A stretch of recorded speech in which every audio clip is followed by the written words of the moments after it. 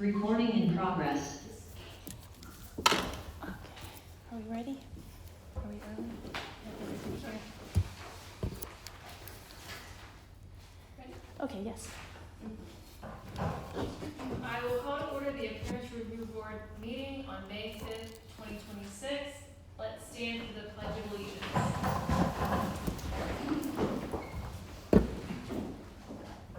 I pledge Allegiance to the flag of the United States of America and to the republic for which it stands, one nation, under God, indivisible, with liberty and justice for all.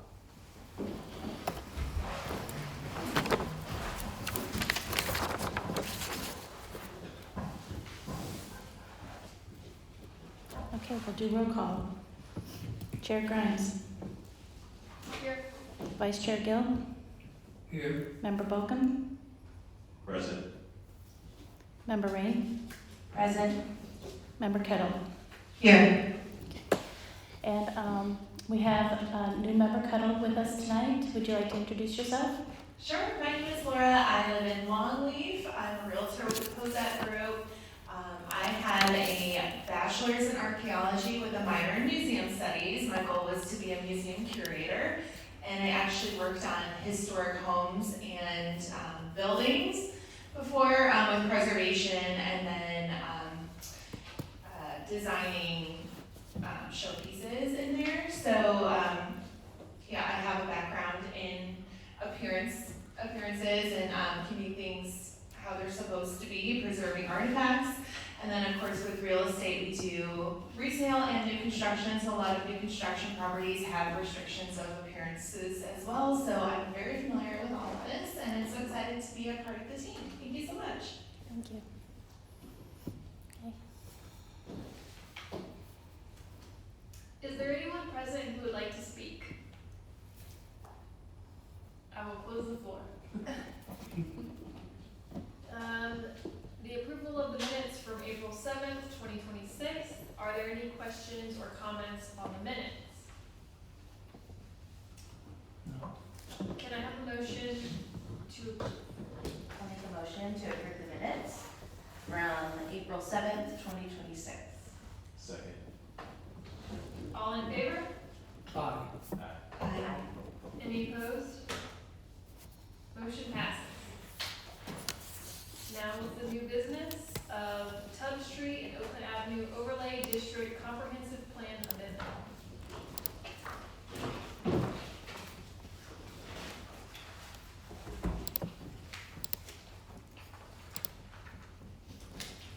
Okay, here's the mouse.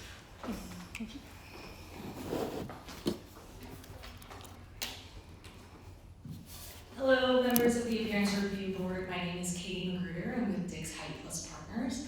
Here with me is Emily Thomas from Kinley Horn, and I will be presenting to you the vision for transforming Tubb Street into a main street today. Should have asked how this works, but here we go. The project boundary extends one block east and west of South Tubb Street from Colonial Drive at the southern boundary to the West Orange Trail at the north boundary. The core project purpose is to re-envision this corridor as the heart of Oakland, a living room for the town where life unfolds at a human pace.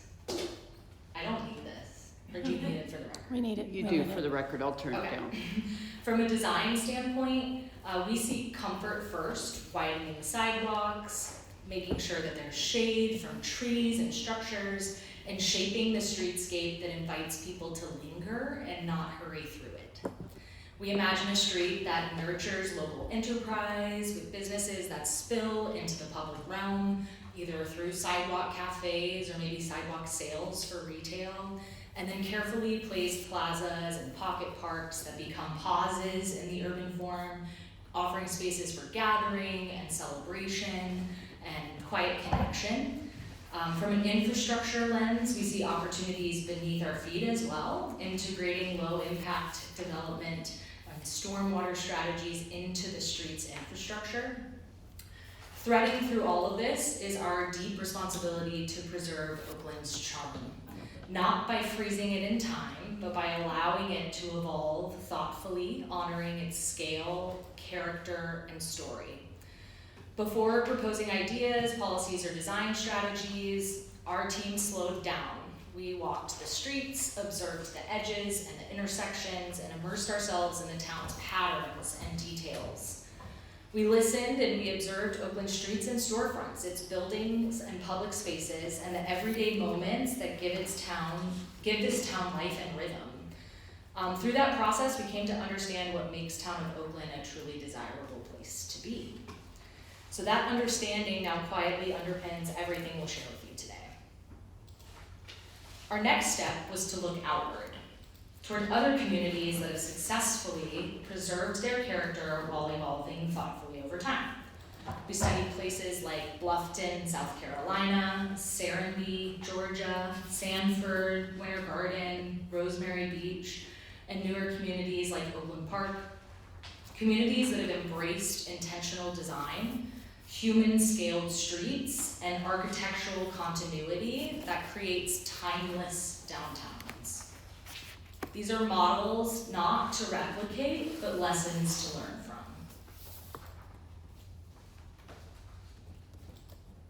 So each of these places demonstrates how careful attention to the public realm design, building form, and landscape reinforce identity, economic vitality, and create places that feel authentic and long-lasting, enduring, and deeply rooted.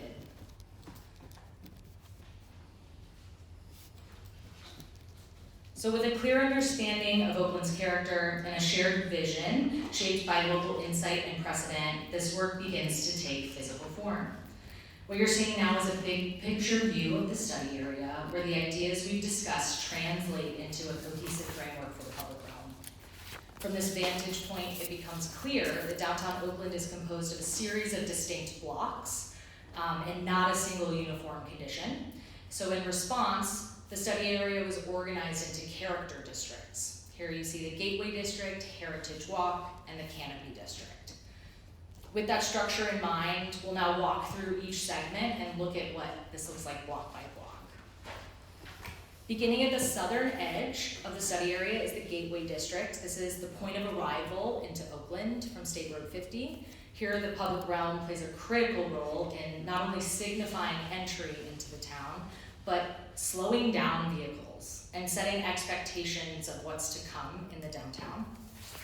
The streetscape enhancements in this district focus on memorable landscape elements and clear wayfinding, including item 5, which we've proposed as entry signage that you'll be able to see, or a gateway feature that you'll be able to see from State Road 50. And it's that indicator to pull you into the town.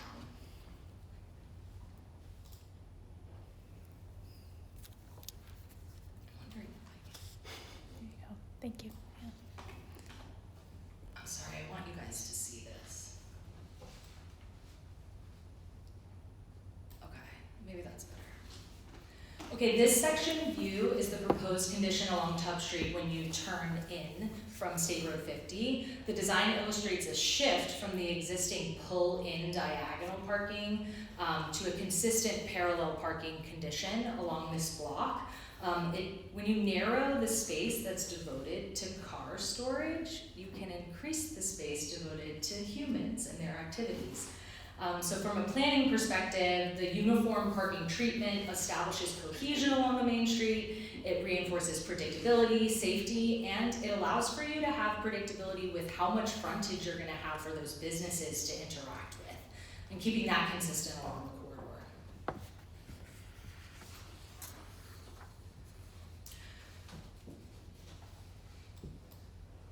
Here we go. Moving north, we want to reinforce a clear sense of arrival at Sadler Avenue, where the surface shifts from asphalt to brick, and architectural columns serve as a visual marker of identity, signalizing that you're coming into a special place. So you have your entrance with the gateway feature from State Road 50, and you're slowing down the cars, and then you have this change in materiality that brings you in closer to the downtown. The treatments along this block continue with on-street parking and wider sidewalks for bicyclists and pedestrians. We also recognize that Oakland is a really major east-west connector. And so we took a look at a proposal that previously came forward to the city. It's at the southwest corner of Oakland and Tubb Street, and we re-envisioned it a little bit. So we removed the curb cuts that they had along Tubb Street because they were really kind of piercing through the streetscape. We like to keep consistency along the streetscape and require that those access points are on the side streets or the back so that you don't have those pedestrian conflict points within the streetscape. We also saved a large oak tree, number 7, that's highlighted on this plan, and then relocated the plaza that they had programmed to go around this tree. So you're providing shade, this active corner, that inherently just slows cars down at that intersection anyway. And so looking at that a little bit closer, this is the view looking north down Tubb Street between Hull and Oakland Avenue, and you'll notice the Prairie Coffee House on the left to orient you. And then just a little bit further up, you can see the intersection design incorporates traffic calming strategies to slow vehicles while introducing visually appealing floral elements that enhance the public realm. And together with subtle branding features, this really signalizes your transition into the cultural center of downtown, leading us to the Canopy District. So this segment builds on materials and character that already exist today. This proposal extends that brick treatment continuously for the full block length, and it reinforces its historical identity. The design also acknowledges future opportunities. Across the roundabout from the existing town hall, we see potential for a new large commercial or civic development, assisting in anchoring this town center. When I say large, I mean like 2 stories. So the materiality becomes a clear organizing strategy as you move through the street into downtown. The first block's programmed with asphalt and concrete. The second block transitions to a mix of concrete and brick. And then this central block is envisioned as all brick with integrated landscaping, marking it as the real focal point of downtown. So the proposed hardscape palette draws from materials that are authentic to Florida's history, including tabby shell and concrete, crushed coquina, red brick, cut stone. These all reinforce the sense of place rooted in local craft, durability, regional character. And then a quintessential landscaping palette focused on oak and palm canopy with naturalized ground level plantings. Oakland's inherent charm and historic character are already very evident, providing strong bones upon which to build a true destination, one that fosters daily community life for residents while maintaining and creating memorable experience that invites visitors to return again and again. So now we move from the vision to action, from design imagery to implementation. So the next step in our role was to translate these ideas into policy by amending the Tubb Street and Oakland Avenue overlay within the comprehensive plan. So this overlay will establish enacting policies to guide future development and public investment. It includes expanding permitted uses, promoting active ground floors, and allowing greater density and intensity than is allowed by the current future land use district. Incentive tools like density bonuses offer developers options for development enhancements that align with this vision in exchange for additional units or commercial square footage, and we'll go over those options here in a little bit. The existing overlay identifies 3 separate nodes which are proposed to be replaced with a unified Main Street sub-area of the overlay. So in the map that you see, the 3 nodes have been removed because they were within this study area, and so it would be replaced by this Main Street sub-overlay. This new sub-area focuses policies around historic character, small charm, improved streetscaping, neighborhood-oriented businesses, urban design and architectural standards, and enhanced connectivity and walkability, everything that we just showed you. So who would be required to participate in this overlay. So all the properties that you see in a solid color would be required to do this overlay upon major renovations or redevelopment or new construction. The properties can exist how they are today with no requirements to come up to any codes unless they're going through some sort of major redevelopment. All the properties that you see in the striped color are opt-in. So they can choose to be a part of the overlay and opt into the standards, or they can develop under their existing entitlements in the Land Development Code and the comp plan as they are today. And we've focused the required properties along Tub Street and Oakland Avenue. So those are any property that touches either of those streets from the front would be required to opt in, or would be required to do the standards, sorry.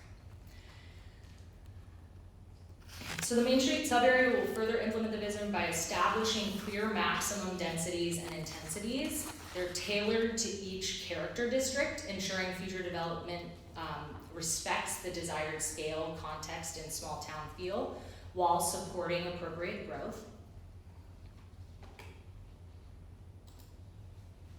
And so getting back to those developer options, so vertically mixed use development could help tap into getting a density or intensity bonus.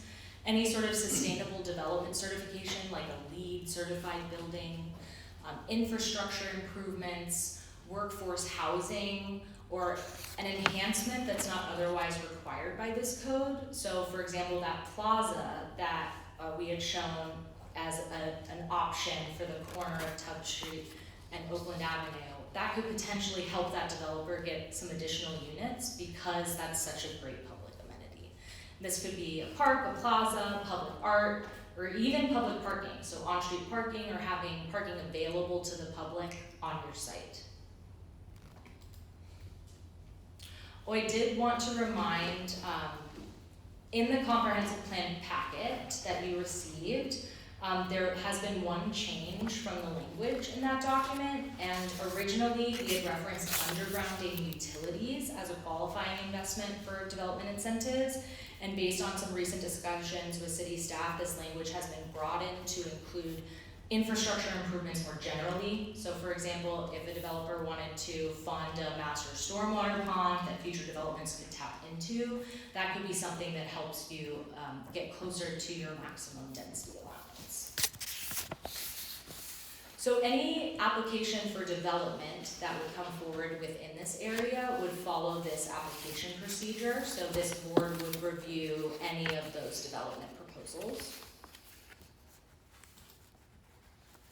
And this is just a reminder of what the request is before you today. So staff recommends that the Appearance Review Board approves the Tub Street Overlay District Comprehensive Plan Amendment. And the next steps for this amendment would be to go to P&Z for a transmittal hearing, then Town Commission for a transmittal hearing, and then it is actually transmitted to the state. And then once the comprehensive plan amendment is transmitted to the state, you'll see me back here again, and we'll do a follow-up presentation with more granular details about the standards that will go into the Land Development Code. And so that will address the actual street design, the frontage, setbacks, materials, and development character along the corridor.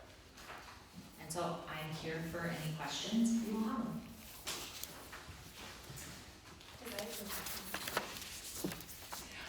This is my first time on the review board, so I do have maybe questions for you guys as well, but as far as going vertical, do we have a limit in the town on how high?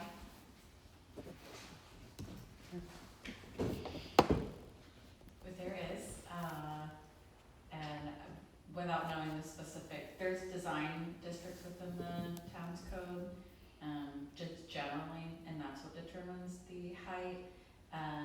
So I'm not entirely sure which property you're inquiring about, but yeah, there are, I think, for residential, generally 35, for commercial, I don't know off the top of my head. Okay. You guys, I'm sorry, we weren't picking that up on the recording on the audio. Can you hear me now? Yep. Okay. be useful for the record, just very briefly, Okay. eventually.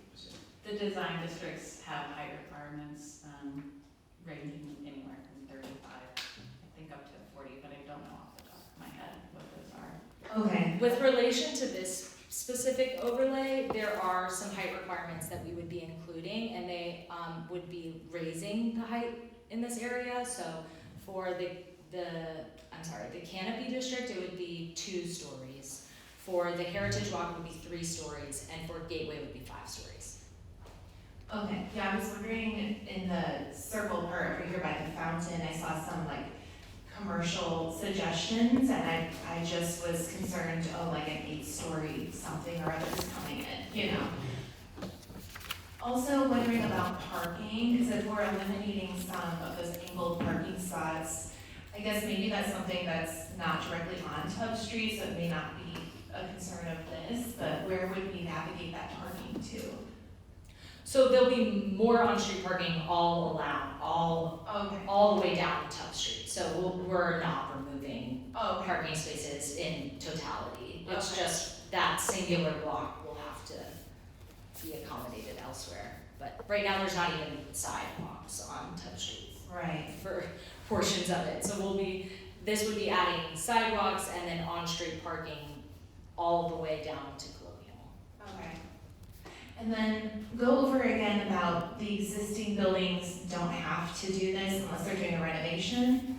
Yes, so unless usually it's called like a substantial improvement or enlargement in a land development code. So unless that threshold is tripped, and it's usually a dollar amount related to the value of the building, unless that threshold is tripped, none of this would kick in. Okay. You could opt in.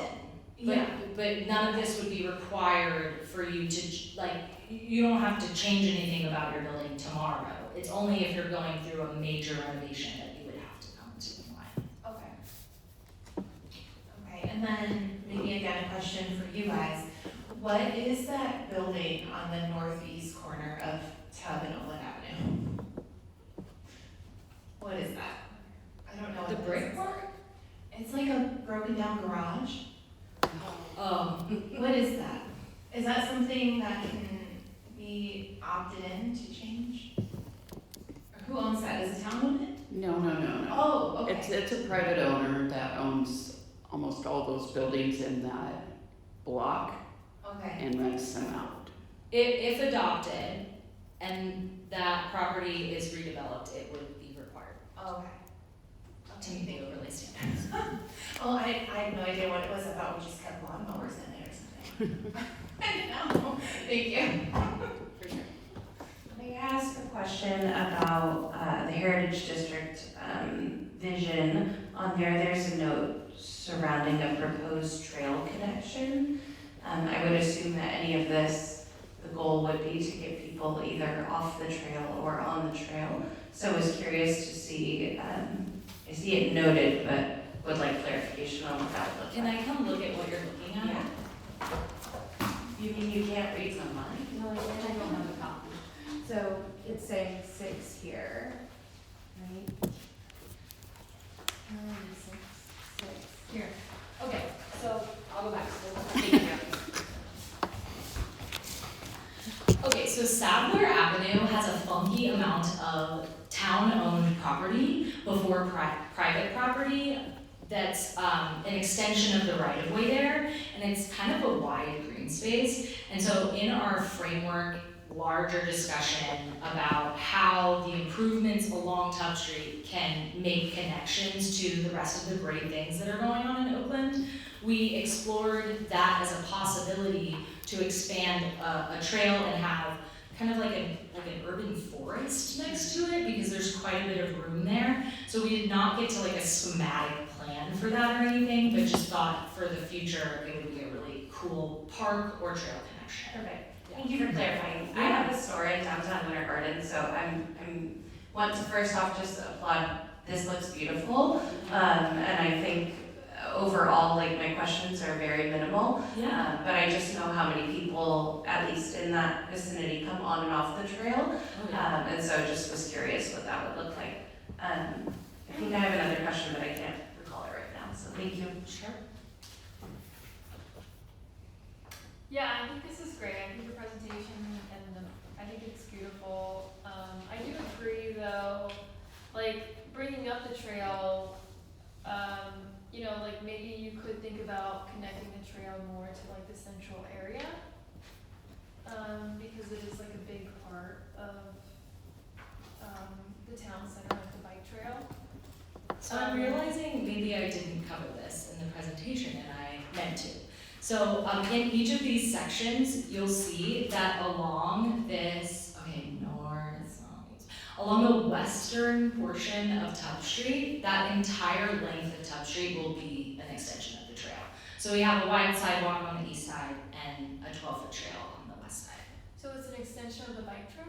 Well, I mean, it will reach West Orange Trail, so it won't be like designated as an extension of West Orange Trail, but it will be a trail that connects to West Orange Trail. So let me add on that real quick.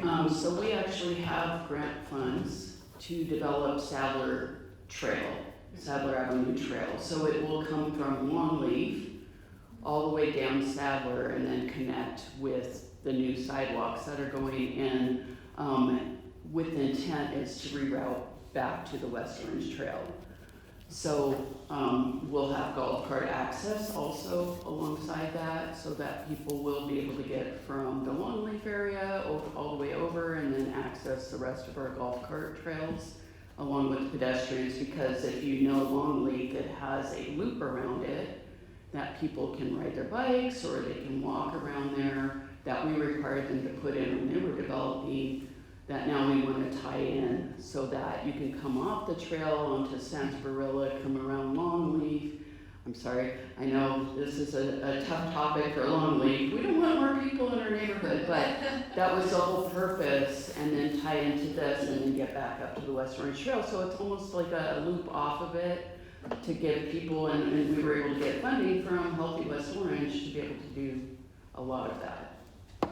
And what's great about that is it sends more bicycle traffic back up Tubb Street, past these businesses, hopefully generating some more business as they're on the way to the trail.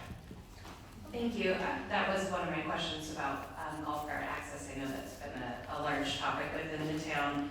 I think a secondary call out, similar to your call out earlier, is regarding this specific roundabout area. And whether or not the current plan allows for two-story buildings, and then kind of what the historic plan would be for the existing buildings, and what is or is not protected, I suppose. So nothing is actually considered historic or not on registries of any type, right? So the existing structures, right now, the plan is for them to remain as they are, with maybe some improvements in the future. But, I mean, we won't allow anything that's higher than a two-story building. And then we are working, just to ease your mind a little bit, on trying to look where other parking potential is. Because we understand if you add more buildings into town center, the parking already can get tight, especially on weekends and things like that. So we're working on some other things that we'll probably be able to talk about in the future when we know for sure those are going to happen, to try to add some additional parking. Understanding that height is also something that's really sensitive here, I just wanted to point out like a technicality that we've actually put the heights in the comprehensive plan, which is not a normal thing that I've seen, and that actually protects the heights even more, because if somebody wanted to go higher than that, they'd have to come and amend the comprehensive plan, which is quite an arduous process. So those would be locked in through the comprehensive plan, so nobody, even if you're getting more units, you wouldn't be able to go higher. Thank you for doing that. My one final call out is regarding landscaping, because that's my area of expertise. If there's a way that we could look towards some Florida natives and things like that, I think it would behoove everyone in the long run. I am here representing Dick's High Plus Partners, who is a landscape architecture firm who is very excited to hear you say that. Okay. So we are like-minded and hope that the city does the same. It's beautiful. Thank you so It much. is really beautiful. Thank you. So I have one more question. So like around the roundabout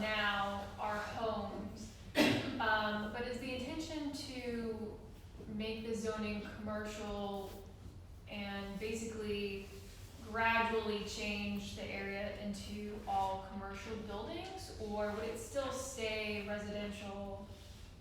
Or, I guess my question is, you know, all along Tubb Street, is the intention for it to all be commercial, or are some of the areas gonna be preserved as residential? Like, do some of those homes stay preserved? So properties that front on Tubb Street, our preference is mixed use. We want both. We want active commercial ground floors, because that's how you have a thriving streetscape. You have people moving in and out of buildings, you have opportunities to learn, play, spend money, spend time, commune with your neighbors, and then residential on top of that.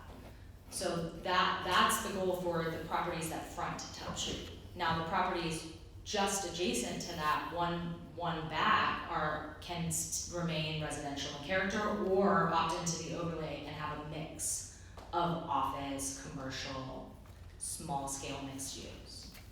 So I would like to add on to that question, because at one point it said they are required. Can On you- Tubb Street and Oakland Avenue, they're required to follow this, so do these people have to sell? Are they gonna be required to sell, are they gonna be required to be a business, or can they stay a residence? They can stay a resident. Okay, They can sell their house just as is. If somebody knocks the house down, but as They'll long be as required to the come owner's into still there, if compliance. they wanna sell it, they can stay residential if they want. yes. Okay, so, let me ask, I got one question, are we passing a motion for just what we heard today, or everything that we read in the agenda packet? Because there was a lot in the agenda packet So that we didn't touch on. So this is a really high level presentation of the comprehensive plan packet that you received. I was not gonna go through that Okay, item by item, but if you have questions about that, I can answer them here. But your approval today would be of that document itself. the old agenda packet that we got. Yes. Okay, because I got some issues about things that were taken out, about the Florida vernacular, you know, so all up Tubb Street and on Oakland Avenue, you're asking us to approve not keeping Florida vernacular, small town Oakland. That was not the intent. We may have removed that word from the comprehensive plan, but there has been language added that also is respectful of the small town charm and historic. To complement it, yes, but Yes. it's not saying you have to adhere to it, so I guess down the road, we can say yes or no to what is presented to us? Correct. So when I come back with the land development code, that will be where you'll see the architectural standards that we have. Okay, and the height requirements, 3 stories is pretty high. But the 5 stories from Sadler to 50, I can't see that. So 5 let's stories is, no town around here has 5 stories. Winter Garden downtown doesn't even have anything over 3 stories. I can't see Little Oakland having a 5-story building. I can, along Colonial Drive. Okay, maybe on Colonial Drive, but And so, not from, remember that not from gateway goes all the way Sadler down to to 50. Colonial. So, what I'd like to point out here, and this is just like a planning theory that I wanna talk through out loud, and that is when you cross over Sadler here, this is a well-established gas station, right? Like, nothing's happening here for a very long time, right? And then we've got this property here. There's no way that you can fit 5 stories here. It's too small of a property, right? Same with this one here, and same with these residences that are very well protected. So where I see that 5 stories happening is here. If you'd like, I can take that back to staff, and we can massage that language a little bit. to make sure that there's protection for the properties that are right along Sadler.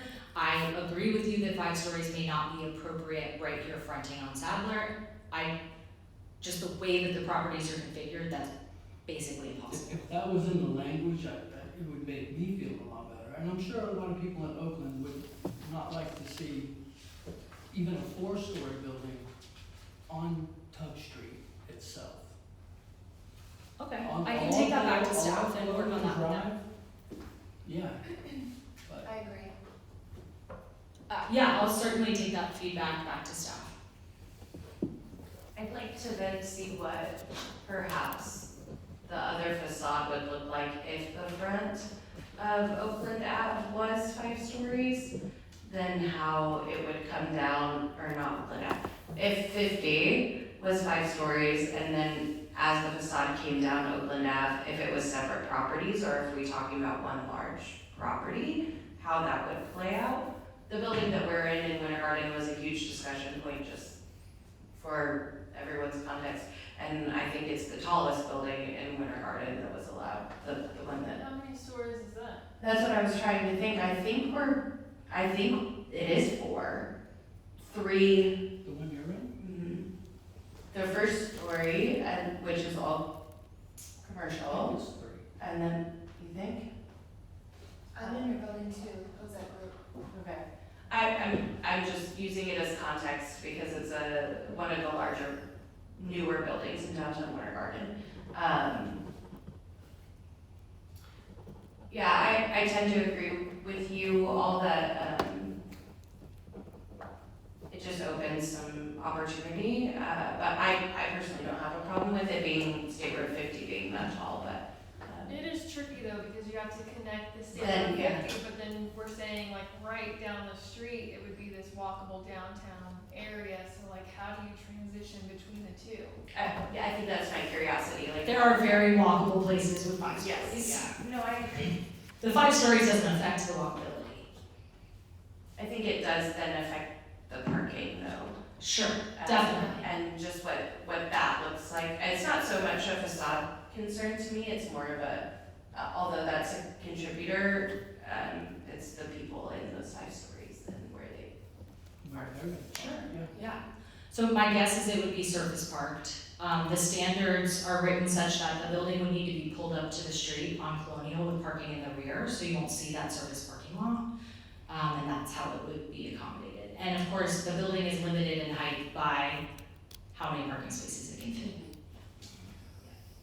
A question about your, I guess, slide 21 or page 21, right where Tug Street becomes a brick road, Uh-huh. and you've got the arch. Is that an arch, the identity marker columns? Is that an arch going over the road? That's, like, says Oakland, because that's what it looks like. It's actually 2 monuments, separate monuments. So you just standing alone? Yes, they're columns, Okay. white brick Is it- columns. On the picture, it just looks like it's, I mean, I think it would be great having Oakland and you're driving under Oakland, but that's what I'm. We talked a lot about that actually, but because Oakland Avenue is such a east-west connector, especially for like the Briley Farms projects, and there's so many construction vehicles that are moving through there, we talked about how those would potentially be damaged in the short term. But I agree that a gateway feature like that would be incredibly impactful with that location. I think any welcoming signage, there's a large opportunity for. My other question, and perhaps this is a question for you, Elise, in the town. Obviously, this portion of the plan includes a lot of sidewalk opportunities, right? But there's a lot of the town that does not have safe walkability. Is that something that we then consider at the same time of this? Like how does that all play out, especially along Oakland Ave, I guess is my question. Yeah, I mean, this is just a start, right? This is just a streetscape for here. We have bigger issues in town, I mean, that we need to address as well, but they will not be addressed as part of this. I mean, obviously, we continue to look for grant funds to see how we can make sidewalks on Oakland Avenue, especially to get the kids to school, right? So right now, like we have an East Oakland Avenue sidewalk project that we're working on that was partially developer funded that will be able to get people from Oakland Park to Winter's Landing to be able to cross the street safely to get to the school. So as we're finding funding, we're trying, I mean, unfortunately, we have such a small budget. We're having to piecemeal a little bit. And I mean, we'd love to do this whole project as a whole, but we're gonna try to get the developers to pay for a portion of it, and then as funds are available, do other parts of it. So, I mean, unfortunately, we can't do it all. No, I appreciate the at the same transparency. time. As we just have more traffic, that was a thought of mine. Yeah, it's an issue. I do have another concern. I know I'm kind of beating this 5-story thing, but I've attended quite a few town commission meetings.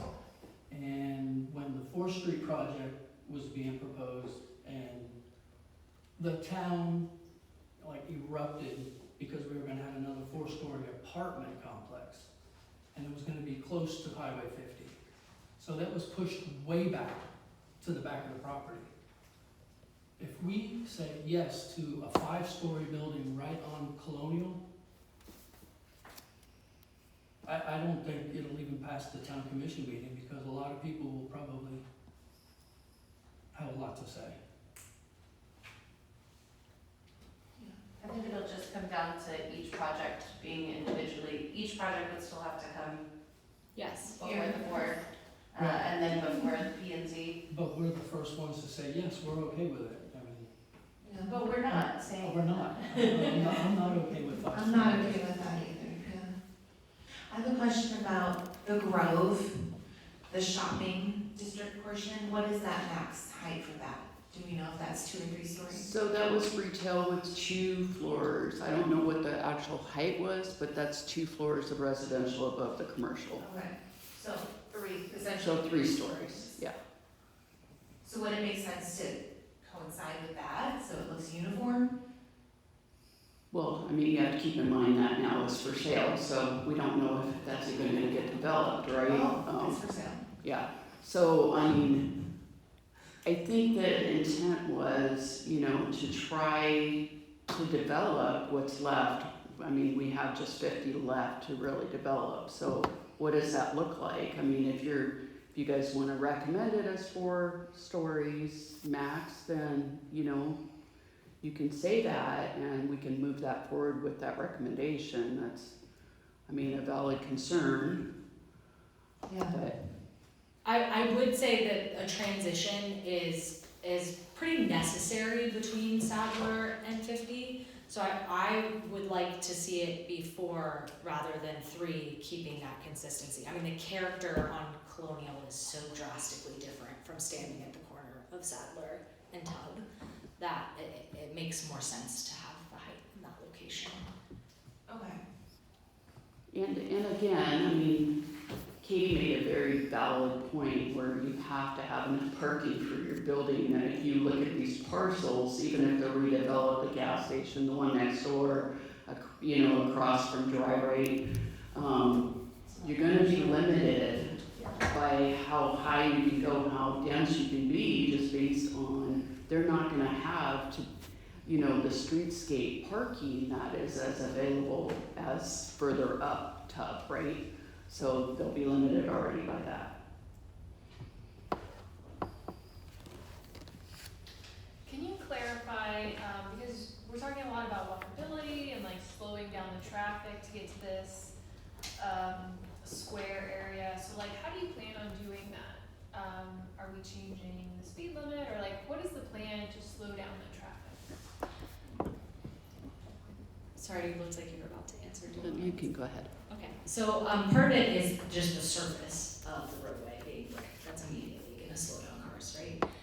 And then we have street trees that would go in adjacent to the right of way, so that visual friction automatically slows you down. It's psychological. Then you have things like bulb outs, so like where you pointed out the 2 columns that are number 9. Do you see how where the on-street parking ends, the curb moves inward? I can point it out if you'd like, but you can see that the curbs actually move inward and it narrows the street. That's another means of traffic calming. You're creating a safer distance for pedestrians to cross by moving the curbs inward. So those types of things. The number 4 up there is a chicane median that has an opportunity for a branding element and column or some florals, something beautiful to invite you in. That median will certainly slow down traffic as you're entering into the Canopy District. Those are just some of them off the top of my head. Then obviously on-street parking. So if you're driving down a Winter Garden or a Park Avenue, you're moving slower because you're watching for people backing in and out, pulling in and out. All of those things are traffic calming. I really love the design and the idea of that. I do feel the need to say though, like the 4-way stop that's on Tub Street, Oakland Avenue, it does have a lot of traffic and it gets backed up at like 5 o'clock or when school's over. So is there a plan in this to kind of control the traffic at the 4-way stop? Or make it better because it's only gonna get worse, you know? Is there gonna be a street light there or? We didn't contemplate that. We're not traffic engineers, so this was merely an aesthetic look at the street. So that was not contemplated as part of this. And we don't anticipate. I could see something like that happening when a multifamily or new development comes in and now all of a sudden there's enough residents there that trip a transportation threshold of needing a signal there. Off the bat, there's nothing that's going to trip that requirement, but new development along this corridor could trip that in the future. A question about Hull Avenue, on that same screen right there. Sure. Was there ever an intent or a desire to extend Hull eastward? Because on the original town plat, I mean, it's in there, but there's never been a road there. Is there a way, are we ever going to consider that, or is that never going to happen? I The don't church, feel. I think, owns that property right now. Well, they own, most of it. I mean, we have an easement that goes that way, but I don't think it's wide enough to actually extend the road fully all the way through. So then we'll probably never do that, to extend it to, the street does happen to be Further Hull over, Avenue again, yes. through the field. Yeah. But it'll most likely never be, I have not heard any of those discussions. because that would alleviate some of the traffic going into the businesses from Oakland Avenue and Tub Street. You know, if that property were to come in for redevelopment, that would be something that I think it'd be really cool of staff to bring up in a pre-application meeting to say, like, here is this opportunity, we already have this easement. It sounds like nobody can build on top of that easement, but maybe that they could do something raised over that easement and allow a pass through to get to the road behind it. So I think that could be implemented on a project basis if that developer is open to it. I have a question about the districts. I like that you call them the gateway, the heritage, and the canopy. I think that's a really unique. Are we implementing that at all, or is it just like for us to understand the different areas? Because I think it'd be cool to implement that in the town. I think it was an attempt to give some identity to each of these blocks, right? So like each one should have a little bit of their own character. And I love the idea of integrating it into some of the branding for the town. Yeah, I agree.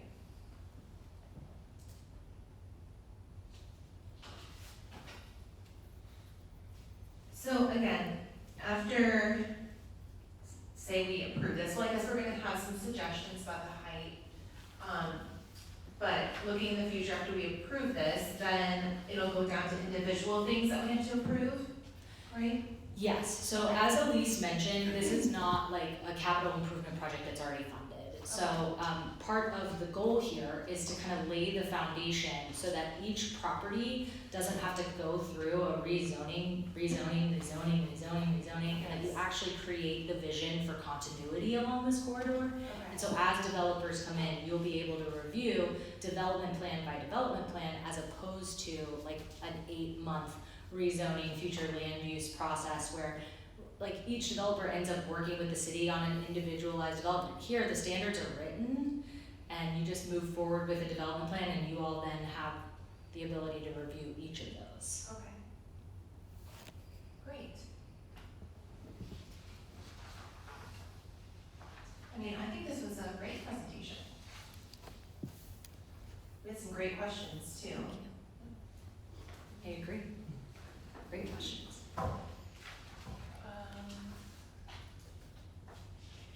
Do any members have any other questions or comments? I have one more question, actually. For the residential upstairs portion, Yes. how does the town feel about making sure that's condo residences instead of apartments? Like, is there a way to make sure, like, I remember when the Oakland Avenue ones were coming on and everyone was upset that it was apartments, so we didn't want a transient lifestyle here. We're trying to limit that, so is there a way, is that still something everybody cares about? Making sure, like, if it's apartments or condos, something you own versus rent? Not everybody knows. I'm wondering Did if someone Winter say Garden has that they were same tagging you requirement. Wade, go ahead. Okay, thank you. Yeah, regulating the form of ownership effectively of multifamily tends to be something that's very problematic under Florida law. Keep in mind what you're really getting at is that it's got to be owner occupied. And there are a number of problems with implementing that under Florida law. Is even if that multifamily residential were set up as condominium units, you may end up still with them being rented. Generally, we have restrictions under Florida law on restricting both shorter-term rentals, or what we call vacation rentals, and longer-term rentals. This is primarily to, these aren't really affordable housing in that sense, but it's to provide more housing options for folks. So the general advice I would give you is that's not really something we can regulate at a land development regulation or comp plan level. It does end up being part of the conversation when a particular project comes through, but putting it in our rules would be problematic. Okay, thank you.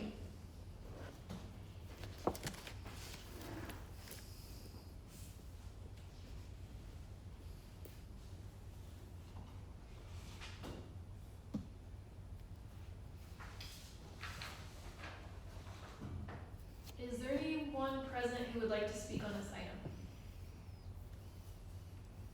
I will close the floor. Do any members have any further comments? Can I have a motion? I will make a motion. I will make a motion to approve the Tub Street Oakland Avenue Overlay District Comprehensive Plan Amendment with the change the verbiage on Gateway Objective 3.8 to reflect maximum 3-story on Tub Street and to allow 4-story max on State Road 50, and to put the Florida vernacular back into the design of the buildings and try to stay as close to that as possible. Will you note that policy number Oh, with that the you're Florida referencing for the Florida vernacular? part? Yeah, I'll have to look through it. I just wanted to make sure I hit the one that you wanted to be changed.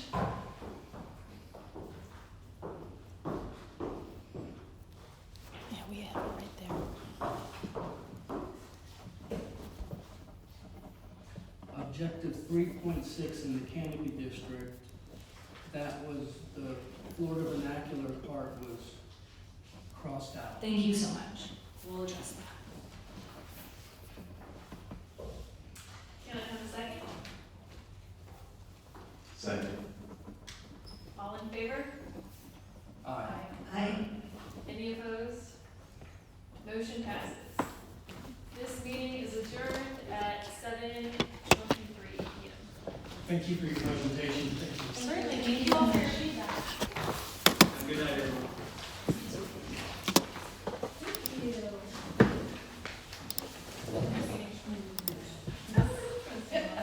Recording This is stopped. my friend's house, and we have a sister.